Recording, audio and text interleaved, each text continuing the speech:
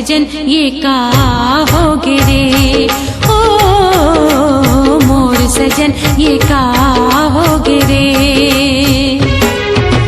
मैया के बैरी ये का रोग लगाए रे, तोर सुरता मोला रही रही बैहाए रे, बिन तोर छिन भर मोला नहीं जियाए रे। मोर सजन ये का हो गिरे, ओ मोर सजन ये का हो गिरे।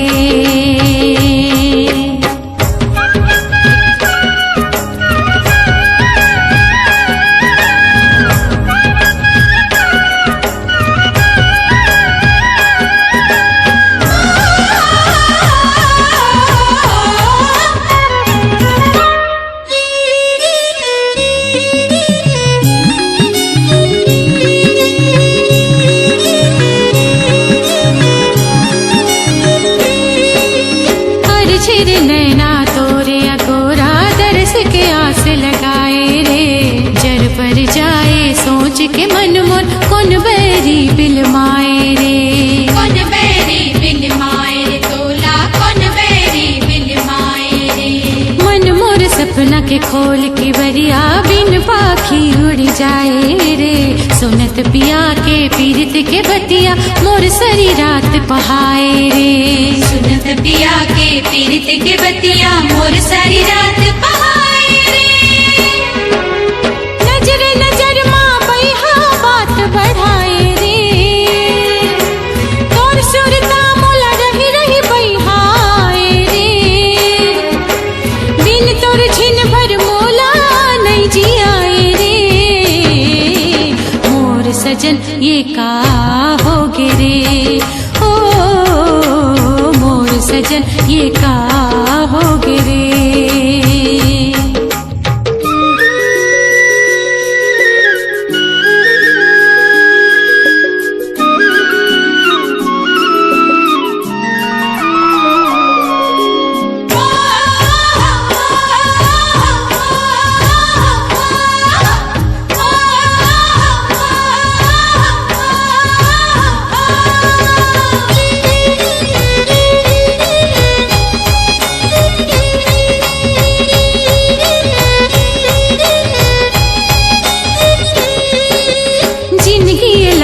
सागर सुख के जल रंग पीरित समाए रे, तोर पीरित के लहरा मतन मन मोर अंग अंग भिंग जाए रे, तोर अंग अंग भिंग जाए रे गोरी, तोर अंग अंग भिंग जाए रे। सुध बिसराए दिन दुनिया के एक तोर सुध मन भाए रे, रात अमावस के अंधियारी पूरन मास बन जाए रे, रात अमावस के अंधियारी पूरन मास बन जाए रे।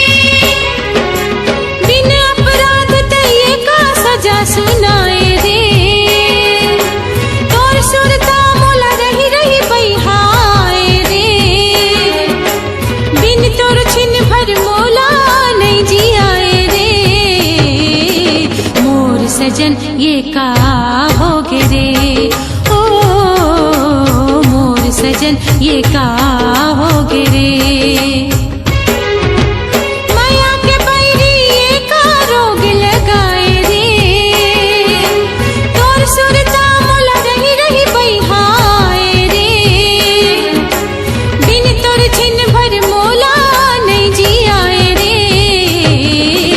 मोर सजन ये का हो गिरे, ओ मोर सजन ये का हो गिरे, ओ मोर सजन ये का हो गिरे।